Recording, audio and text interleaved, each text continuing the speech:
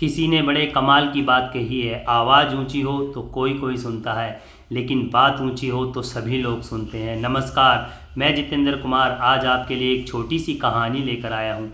ये कहानी एक लड़के की है जो गांव में रहता था। उसके माँ बाप नहीं थे। वो काम करने के लिए शहर में आकर रहने लगता है, एक छोटी सी नौकरी कर लेता है और बड़ी मुश्किल उसका गुजारा हो रहा होता है। शाम के समय वो एक दिन 4 रोटी बनाता है और उन्हें थाली में रखकर नहाने के लिए चला जाता है। नहाकर जब आता है तो देखता है उसकी थाली में 3 रोटी होती हैं। वो सोचता है कि मेरी एक रोटी किसने चुरा ली।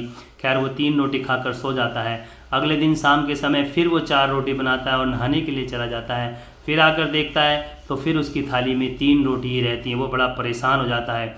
तीसरे दिन फिर वो 4 रोटी बनाता है और छुप जाता है और देखता है कि आज देखता हूँ कि मेरी चौथी रोटी कौन ले जाता है।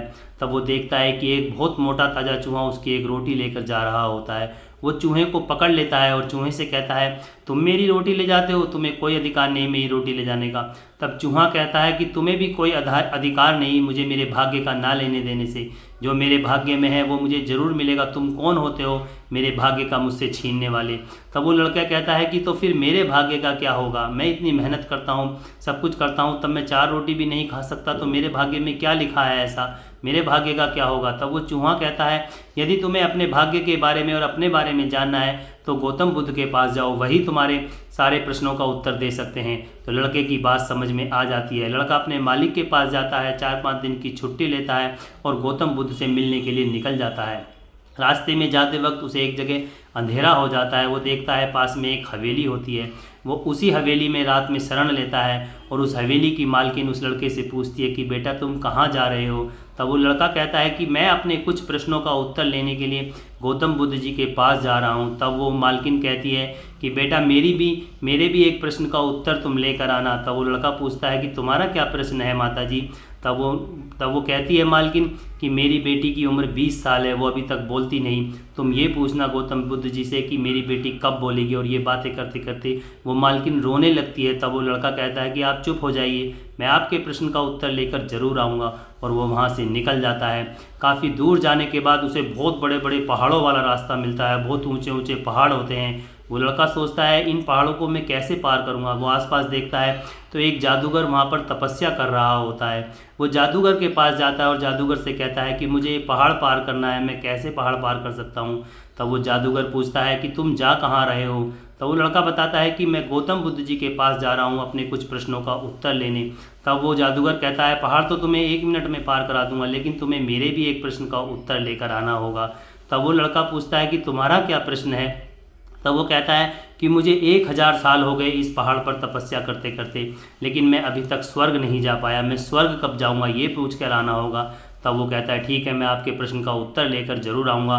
और जादूगर अपनी छड़ी घुमाता है और उस लड़के को पहाड़ के पार करा देता है। फिर वो समतल इलाका आ जाता है, प्लेन इलाका आ जाता है। वो थोड़ी दूर चलता है तो एक नदी आती है। नदी को पार करने के बाद नदी के पल्ली तरफ ही गौतम बुद्ध जी का आश्रम था। तो वो नदी को देखता है कि नदी में कैसे पार करूं। आसपास देखता है तो एक कछुआ मिलता है। वो उस कछुए से कहता है क्या तुम मुझे नदी पार करा सकते हो। कछुआ कहता है ठीक है, तुम मेरी पीठ पर बैठ जाओ। वो कछुए की पीठ पर बैठ जाता है और कछुआ उसे नदी पार कराने लगता है। बीच में जब पहुंच जाते हैं तो कछुआ पूछता है कि तुम कहाँ जा रहे हो। तब वो लड़का कहता है कि मैं गौतम बुद्ध जी के पास जा रहा हूँ, उनसे कुछ अपने प्रश्नों का उत्तर लेने जा रहा हूँ। तब कछुआ कहता है क्या तुम मेरे भी एक प्रश्न का उत्तर लेकर आ सकते हो। तब वो लड़का कहता है ठीक है, मैं तुम्हारे प्रश्न का भी उत्तर लेकर आऊँ, बताइए आपका क्या प्रश्न है। तब वो कछुआ कहता है मुझे 500 साल हो गए इस नदी में, मैं ड्रैगन कब बनूंगा, मैं ये जानना चाहता हूँ। तो ठीक है, वो लड़का कहता है ठीक है, मैं आपके प्रश्न का उत्तर जरूर लेकर आऊँ। कछुआ उसे नदी पार करा देता है। नदी पार करने के बाद वो लड़का गौतम बुद्ध के आश्रम में पहुँच जाता है। वहाँ पर प्रवचन चल रहा होता है। प्रवचन खत्म होने के बाद गौतम बुद्ध जी कहते हैं कि सभी व्यक्ति को 3-3 प्रश्न पूछने हैं सभी व्यक्ति को, 3 से ज़्यादा कोई नहीं पूछेगा। तब वो लड़का सोचता है कि मुझे तो केवल 3 ही प्रश्न पूछने हैं, मैं क्या करूं। तब उसके दिमाग में आता है कि पहला प्रश्न मैं उस मालकिन के बारे में पूछूंगा जिनकी लड़की 20 साल से ज़्यादा हो गए जो अभी तक बोली नहीं, उसका प्रश्न ज़्यादा ज़रूरी है। दूसरा प्रश्न वो सोचता है कि मैं उस जादूगर के बारे में पूछूंगा जिसे 1000 साल हो गए तपस्या करते हुए, उसका प्रश्न भी बहुत ज़्यादा ज़रूरी है। फिर वो तीसरे प्रश्न के बारे में सोचता है कि मैं तीसरा प्रश्न उस कछुए का पूछूंगा जिसे 500 साल हो गए उस जगह पर रहते हुए ड्रैगन बनने के लिए, उसे भी उसका प्रश्न भी बहुत ज़रूरी है। फिर वो अपने बारे में सोचता है, अपने प्रश्न के बारे में सोचता है। फिर वो सोचता है कि अरे मेरा क्या है, मैं तो थोड़ी और मेहनत करूंगा, मेरा तो गुजारा हो ही जाएगा। वो अपने प्रश्न को ड्रॉप कर देता है और तीनों प्रश्न को गौतम बुद्ध जी से पूछ लेता है।